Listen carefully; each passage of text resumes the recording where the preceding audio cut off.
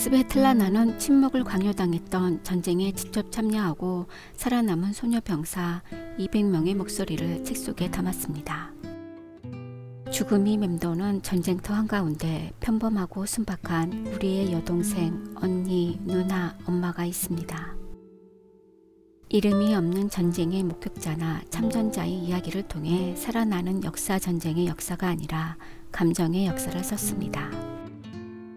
1985년 처음 출간, 2002년 검열에 걸려 잘려나간 부분을 복구해 새로 출간했습니다. 장르는 전쟁 논피션으로 제2차 세계대전의 독소전쟁의 소녀 병사로 종군한 참전자들의 녹취록을 그대로 글로 옮겼습니다. 2015년 노벨문학상을 수상했습니다. 스탈린의 폭정이 이어지던 1941년에 조국이 침략당하자 조국을 지키기 위해 10대의 소녀들이 자원 입대합니다. 전쟁은 여자의 얼굴을 하지 않았다. 작품 속으로 떠나보겠습니다. 장르는 전쟁 논픽션으로 제2차 세계대전의 독소전쟁에 소녀 병사로 종군한 참전자들의 구술 녹취록을 그대로 글로 옮겼습니다. 책에 등장하는 대부분의 참전자들은 순전히 애국심으로 자원 입대한 10대 소녀들입니다. 참전자 대부분의 인생은 비참하기 이를 데 없는 삶을 살아가고 있었습니다. 스탈린의 폭정이 이어지던 1941년에 조국이 침략당하자 그간 소련 공산당에게 당한 것을 전부 제쳐두고 조국을 지키기 위해 들끓는 애국심만으로 당 군사위원을 찾아가 붉은 군대에 자원 입대합니다. 전장에서 몸도 마음도 망가지고 함께 입대했던 전우들은 죽고 혼자만 살아남아 베를린에 입성해 승전을 거둡니다. 그러나 남군들과 문란하게 지냈을 것이라는 세간의 시선 때문에 참전 용사임을 밝히지도 못하고 10대를 군대와 거친 전장에서 보낸 탓에 사회에 적응하기도 어렵습니다. 밤마다 악몽에 시달리면서 전쟁이 없는 현실에 적응을 하지 못했습니다. 심지어 전장에서 함께 싸우며 소녀 병사들을 위해주던 군인들은 그녀들을 외면하고 전쟁에 나가지 않았던 여성들을 배우자로 택합니다. 빨치산이었던 여인은 전쟁에 나갔던 사람들은 평범한 시민이 진짜 군인이 되는 데는 3일이면 충분하다고 회상합니다. 어떠한 소녀 병사는 생리가 터졌지만 덤불에서 자야 했고 도랑 속에서 자야 했으며 나무 그루터기에서 자야 했습니다.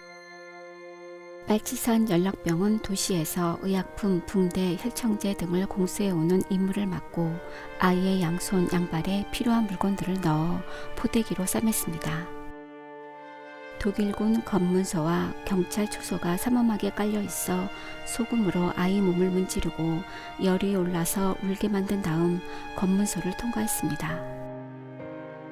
포탄 파편에 살은 다 찢겨나갔고 뼈들은 뒤틀려 있었습니다. 포탄이 떨어지고 또 떨어졌습니다. 소녀 병사들은 죽은 병사들을 참나무 아래에 자작나무 아래에 묻었습니다. 수술이 끝나면 절단된 다리를 조심히 안고 세면대로 가져갔습니다. 어떤 소녀 병사는 부상자를 구하러 전장으로 달려가 자기보다 몸집이 큰 남자 군병을 질질 끌어내 구해냈습니다. 밤이 되자 독일군이 조명탄을 터뜨리고 소대장이 묘지 끝으로 데려가 보초를 서게 했습니다. 겨우 22살이었던 소녀 병사는 그 2시간 만에 머리가 하얗게 새버렸습니다. 아침에 일어나 보니 머리가 백발이 돼 있었습니다. 가죽띠나 신발 같은 걸 끓여서 만든 죽, 겨자가루 팬케이크, 고양이, 개, 참새, 까치, 쥐, 시궁지를 튀겨서 먹었습니다. 모르스코의 운하는 전우들의 무덤이 되었습니다. 전쟁이 끝났습니다. 소녀 병사들은 부상당한 몸인 걸 숨겼습니다. 전선에 나갔다는 사실을 숨겼습니다.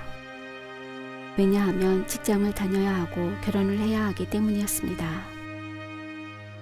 그녀들의 승리는 평범한 여자의 행복과 맞바꾼 것이었습니다.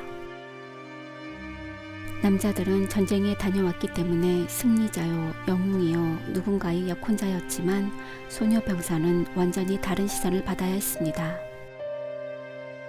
소련군이 독일군의 포로와 민간인을 상대로 자행한 보복행위도 숨김없이 묘사됩니다. 묻고 싶어. 이제는 물을 수 있어. 내 인생은 어디 있지? 두려워. 이렇게 고통 속에서 죽어가겠지. 그게 나는 부끄럽고 서러워.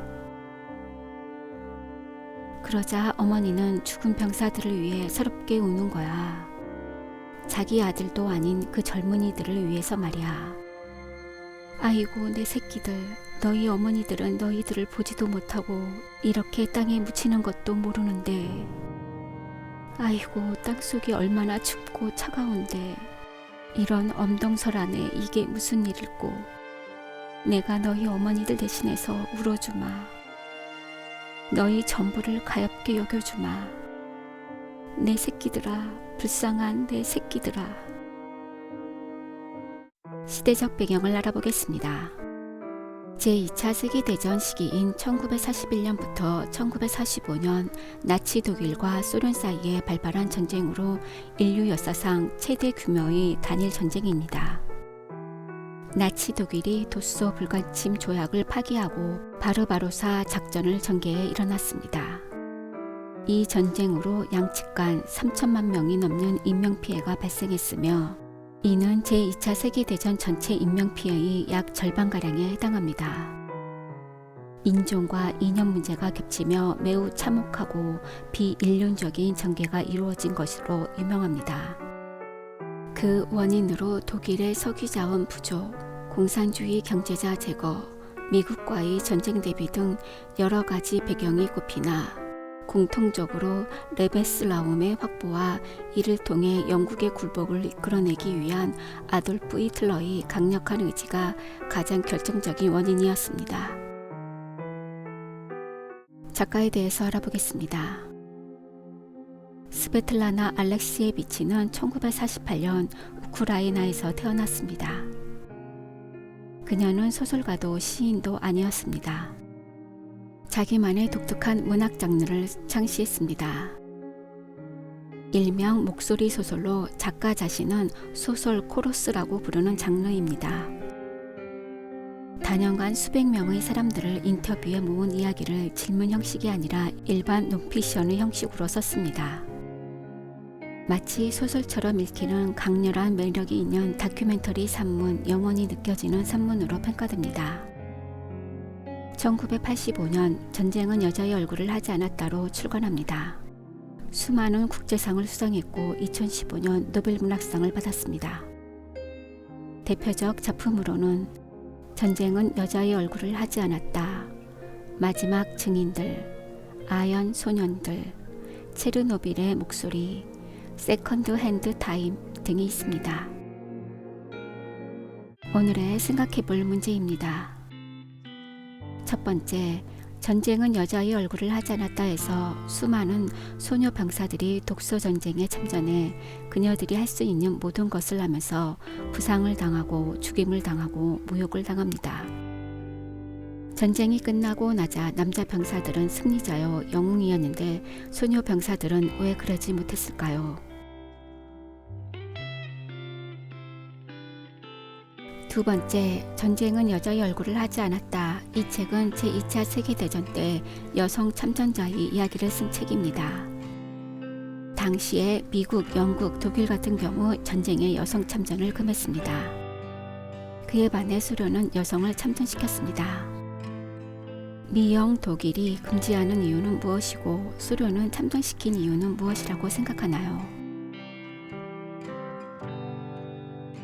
세 번째, 작가가 전쟁은 여자의 얼굴을 하지 않았다란 제목으로 정한 이유가 무엇일까요?